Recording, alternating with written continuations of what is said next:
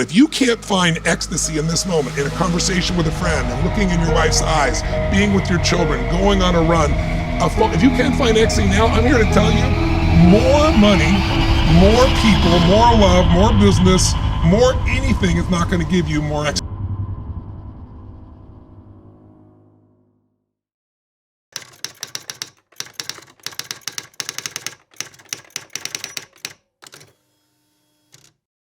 In people's lives, there's only maybe a half dozen, 7, 8 categories that really matter. Most people, they major in minor things. They focus on stuff that doesn't matter. They know more about this celebrity going in and out of rehab than they do about their own personal development. But I look at and say, if you look at your body, without that, everything else is out the door. You don't want to be richest man in the graveyard. That's not going to do it. If there is energy, if there's vitality, if there's strength, it's going to show up in your relationship. It's going to show up in your business, show up in your life. That's an area you got to master. You can't dabble. It's too important.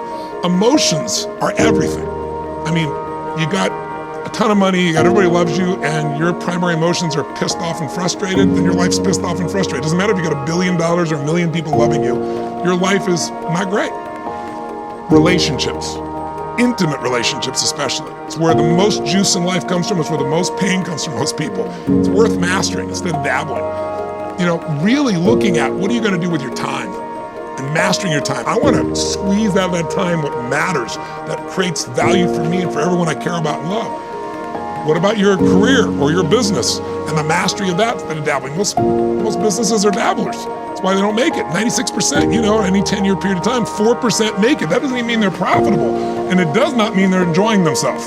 Really mastering money so that it's not a question in your life. You can do and be and give and share as much as you want. You're not stressed about it. You live in place of abundance. And then spiritually, really, I think, I don't tell people what to believe spiritually, but I believe that ultimately, whatever you believe, you got to live it, and it should lead to growing and giving.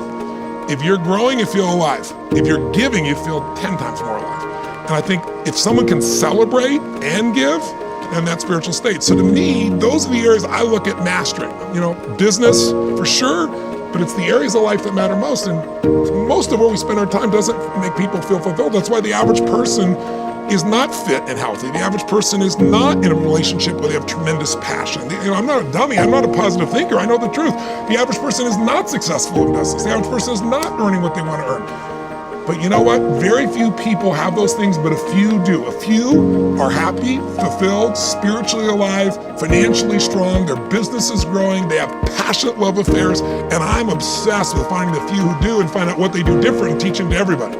Everyone's going to measure themselves differently because everyone values things differently. Some people value success or significance. Some people value love more. Some value just basic levels of certainty.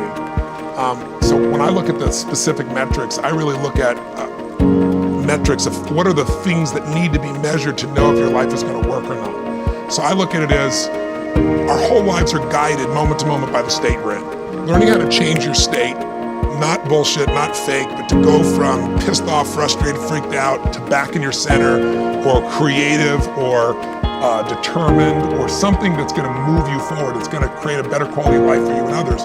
That's a critical skill set. So moment to moment, our life's controlled by our states. If you're in an angry state, you're going to respond differently than if you're feeling playful. But what controls those states long term is your model of the world, your worldview. And I look at that as having, as a metric, 3 things that I look at. I look to see first, what are the targets you're after? The target is, everyone has different goals and dreams and desires. But as I traveled around the world to 100 countries, I started going, holy shit, I'm seeing the same problems. What's underneath it? I began to see that there are these same 6 human needs that we all have, the same needs. We all have a need for certainty, that we can avoid pain and we can have some pleasure, some comfort. We all need uncertainty. We need variety, or we feel dead inside. If you're totally certain, you're bored. If you have total variety, you're like freak out. And it's not a balance. It's learning which of these you need more as a person. Everyone's developed a different set of values in that area. The need for significance, to feel unique, special, important, the need to feel loved, the need to grow, and the need to contribute. Some people value certainty at the top of their list. That's their center of their target. I don't want to do anything unless I know it's going to work. I don't want to do anything unless it's the same. If you change anything, they freak out. If certainty is the number 1 thing on your list, everyone has the same needs, but if it's number 1, I know how your life's going to be. I can predict the direction of your life and therefore the destination to some extent. If you're driven by love first, You want certainty too, but love is higher. You're going to behave very differently than if you're driven by significance. I have to be the one. So I look to see which of those needs are the top 2 on your list because they control your life. Yep. The 2 that most people have, 90% of the planet, if you said, of all these needs, which one do you really focus on most day to day? Everybody wants love. What do you focus on? Most people focus on being significant. We live in a Facebook world where people fake their life, put new filters, make it look different than it really is, tell stories that, are totally full of it to make themselves look good. Because we live in this kind of false world where significance is more important than love. And it separates us. And the other one that we see most often is certainty. People want to be certain before they can do something. You couldn't have started a business like you had if you were absolutely certain before you started. You can never build a business with that.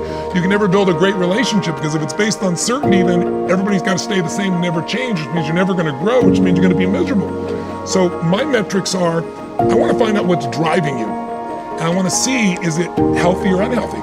You can have 2 people be driven by significance though, and do it with a different set of rules. That's the second piece I measure. The beliefs or rules of how to fulfill that target. But I want to be more clear about something. An extraordinary life is life on your terms, and there's 2 parts. Part 1 to have an extraordinary life is mastering the skill of the science of achievement. How do I take what I envision and make it real? And how do I do that quicker, faster, better, easier? The ability to manifest what you come up with and make it real, like you've done with your company, that's a skill set. I spend an unbelievable amount of time helping people do it faster, quicker, better, showing them the shortcuts, teaching them the strategies, modeling what works so you can save yourself a decade.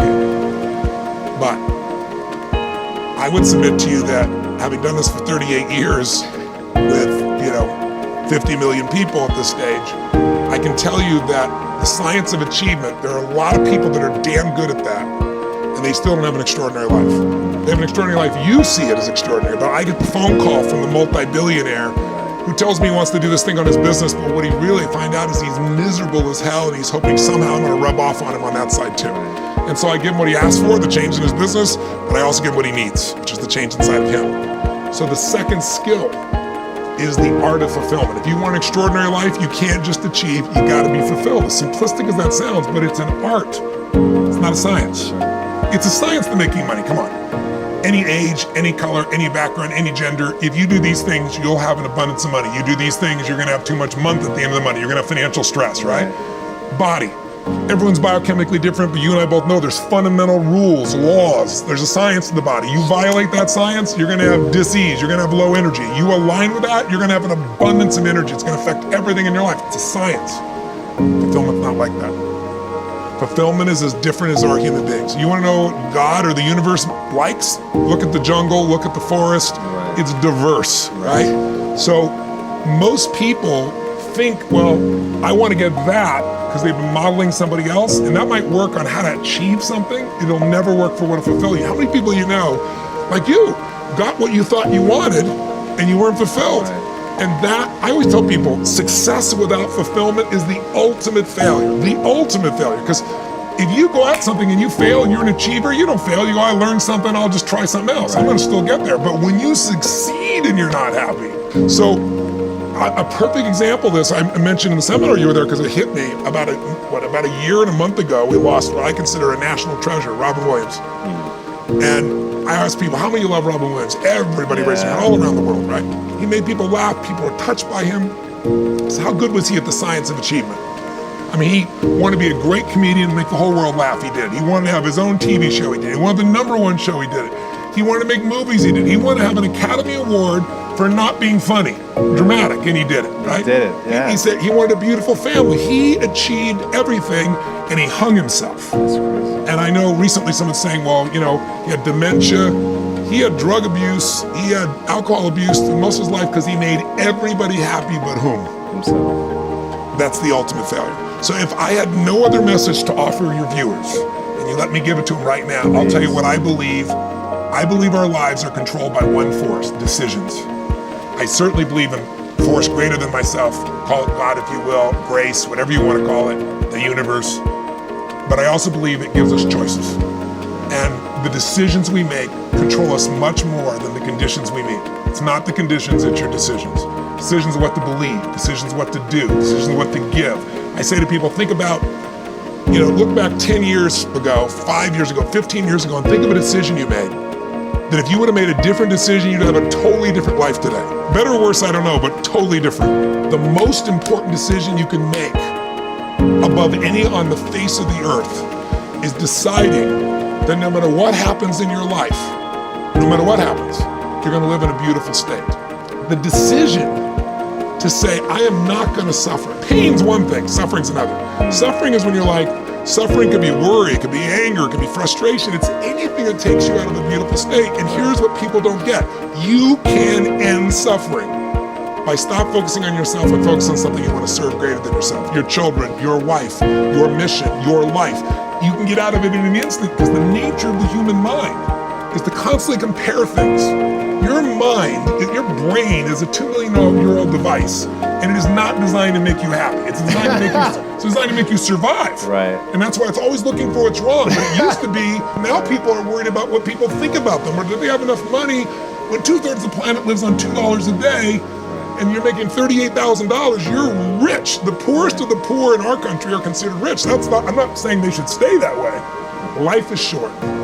We don't know how short it's gonna be.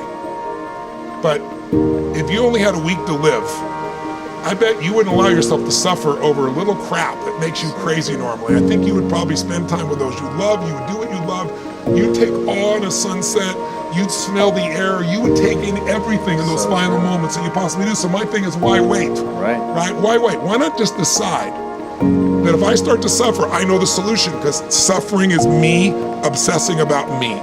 You might say, it's not me, I'm worried about my kids because they're not doing well. No, you're worried that you haven't done enough for your kids. It's about you still, right? Yes. You're worried about what was done or what you should have done or what shouldn't have done. And you can end that in an instant by becoming aware of it and saying, I have made the most important decision of all. Right. I'm gonna live in a beautiful state. Because here's what's gonna happen. Anybody watching, you may lose a family member, you probably will. Somebody may get cancer. Your business the government might change the rules. They might change things radically that you can't even do anything about it. You might go bankrupt. You might get divorced. I'm not saying anybody will, but no one knows what's gonna really happen in your life. Life's full of uncertainty, but here's what you can know. You can decide that no matter what happens, you could have a great time. If somebody like Viktor Frankl can be locked up in Auschwitz and come out of that and experience finding joy in the middle of Auschwitz, then human beings have a capacity they've undersold themselves on. We think that the outside world determines how we feel. If people have to behave a certain way, if your husband or your wife or your kids or your coworkers or whoever, your boss has to behave a certain way for you to be happy, and if they don't, you're unhappy, then you're always gonna be unhappy, because the more people around you, the more they're gonna change that, because they're all human, right? My invitation is, as great as it is to achieve, more important to enjoy. And if you can enjoy every moment in that state, when you're feeling loving and playful and passionate and curious and awe, you treat other people 100 times better than when you're feeling frustrated, pissed off, overwhelmed, worried, stressed, or feeling sorry for yourself. You're gonna be a better parent, you're gonna be a better lover, you're gonna be a better business person, you're gonna have a better life. So my soliloquy is, decide. Decide today and actually say, what if I cut it off? What if I said, I'm not willing to settle and I'm just gonna live in a beautiful state? Doesn't mean you won't feel bad, it doesn't mean you won't stay there. You instantly change. But what the hell is success? It's hitting an expectation. And I always tell people, man, trade your expectations for appreciation. It's a whole new world instantly. If you can appreciate this moment, if you can't find ecstasy in this moment, in a conversation with a friend, and looking in your wife's eyes, being with your children, going on a run, if you can't find ecstasy now, I'm here to tell you, more money, more people, more love, more business, more anything is not gonna give you more ecstasy. If you can't do it here now, you're not gonna do it there when you got more. So why not do it now and have a rich life right now? I tell people, money, that's one thing. Like having financial abundance, there's skills, that's a science. But wealth, it's a decision. It's like, you can be wealthy right now. I live in Fiji a good portion of the time. There are these villagers there. They're the richest people I know. They're happy, they laugh, they love, they don't give a damn about the economics. Other people say they're poor. When I first went there, I was trying to do things for them. I'm like, what are you talking about? I'm so happy. Wealthy people come over from the United States and they go travel around and try to figure out what to do, and they're gonna spend 9 years to do this and this and this, so they can finally sit down and be happy. And the Fijian guy goes, why don't you sit on the beach right now, dude, and experience it? Why spend the 9 years? Why not have it now? That's my invitation.